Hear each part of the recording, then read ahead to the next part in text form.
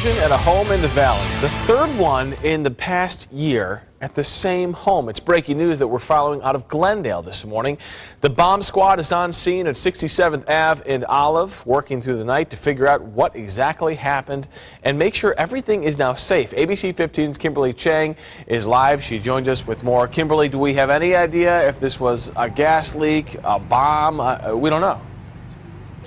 We don't know, Kirk. Police not releasing that information at this time. We do know that they've been investigating for several hours now. The bomb squad on scene to make sure the area is safe and trying to figure out exactly what that explosive device was.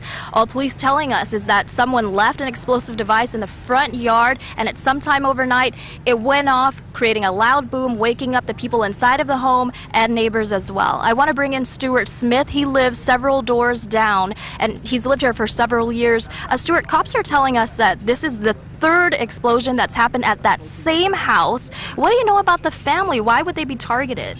You know, I'm really not sure. This is, again, as you said, the third time this has occurred. I did hear something last night, but wasn't sure what it was. Anything that I would say would just be conjecture.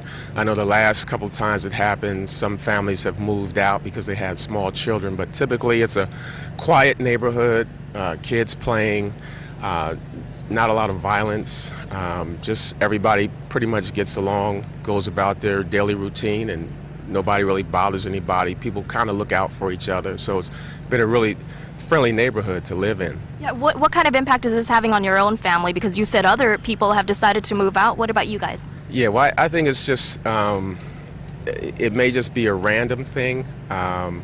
Don't know the family that well, but my wife just wants to move anyway. You know, she's looking for something bigger and better.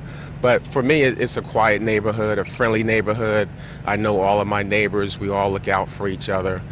It's just a shame that something like this has happened to that family. Stuart, thank you for joining us this morning, and now really is a time to look out, and hopefully you guys will come up with something together. And as I mentioned, police are still on scene investigating. Right now they're saying that the family inside pretty shaken up. They're upset that this happened, but the good news, they're all okay this morning, Kirk. Yeah, I mean, I gotta imagine upset the first time it happened, upset the second time it happened, and now a third time.